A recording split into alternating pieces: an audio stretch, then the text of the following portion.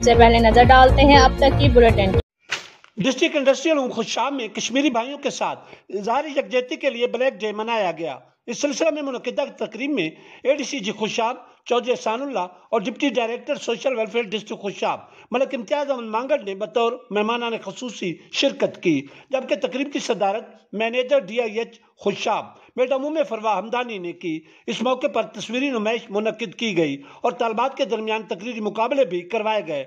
बाद कश्मीरी भाइयों के साथ इजहार यकजहती के लिए वाक भी की गई, जिससे खिताब करते हुए मुकर्रिरीन ने कहा कि इंशाअल्लाह कश्मीरियों की कुर्बानियां रंग लाएंगी और बहुत जल्द आज़ादी का सूरज तुलू होगा।